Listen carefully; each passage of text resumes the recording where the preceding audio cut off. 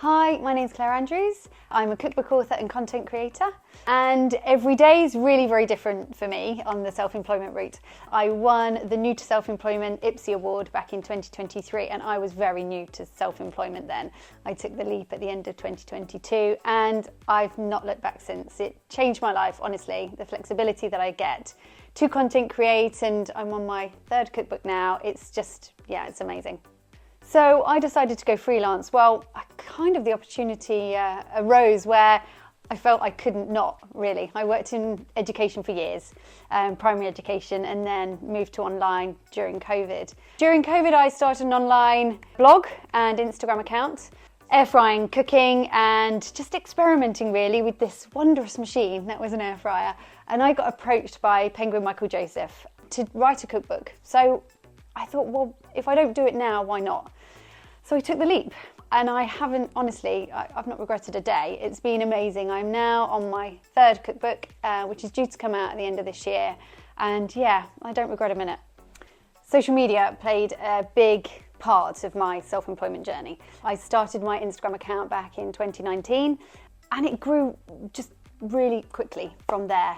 It's a really safe space for me. I love the food community on Instagram. It's just such a great community to be a part of. I know social media has its ups and downs and its negatives, but I've found it just completely positive the whole time.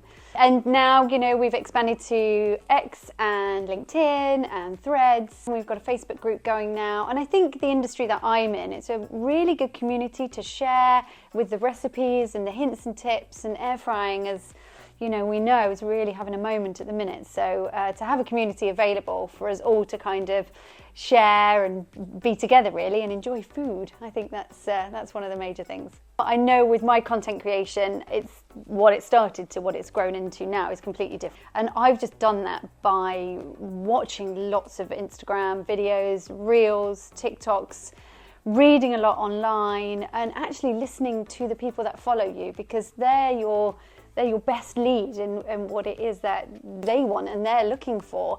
I like to make everything really natural. I don't think there's any point in trying to fib or pull the wool over people's eyes or anything. I think the more natural, the more real, the better when it comes to anything with social media. I think people are looking for that now, and that's what I try and deliver. So I did 5 TV shows for Channel 5, and they all featured around air frying and cooking and the pros and the cons of air fryers and which one should we choose.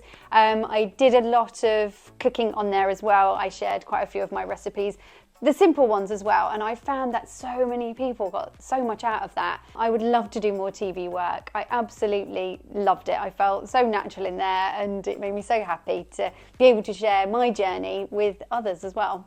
I've worked with some really great brands, and I really enjoy it. I really enjoy doing that because they set you almost like little challenges, and that for me is great. I'd also like to write for some magazines, maybe get some recipes out there just particularly for certain magazines and newspapers. And I think writing for me is kind of a therapy, and creating recipes, I couldn't even begin to imagine that I'd be doing this job. It's a dream really. I think one of the downsides of being self-employed, which I know I didn't realise and I didn't really take into consideration when I started, was kind of the self-isolation. Now, I guess it depends on what role that you do in the self-employed world. I know for me, if I was just writing, I would go days without seeing anybody. And I think that's where IPSE have been brilliant. The community that they have and the outreach that they have is just, I know, been fantastic for me. And I think it's just great to use. So you're not so alone. There is always someone to kind of reach out to, or to just kind of vibe off or get advice. If I hadn't have found IPSE, I think I probably would have struggled a little bit with being on my own so much and having so much of my own thoughts, should I say. Since becoming an IPSE member as well and going to lots of different events, I've really grown my network with like-minded people as well. And then we've been able to keep in contact and probably share other networking opportunities and other kind of advice and hints and tips, really. A lot of the events that I go to, I'll probably go on my own, but it doesn't really matter because there's always someone that you know from previous events or someone that you've touched base with online. And so, they've been brilliant for me. So I'm a woman in my 40s, and I never thought that I would ever be self-employed. I like the safety net of working for somebody. I like that safety net of my holidays, of my timings, and I can honestly say I would never go back to working for anybody else again. This has given me a new lease of life, a new lease of self-worth, really. I think don't write women off in their 40s, or anyone, really. We've got so much to give.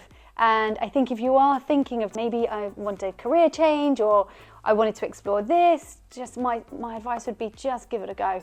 Life is so short, and I know how I feel being self-employed now is a completely different woman, and I'm so grateful every day that I decided to make that leap.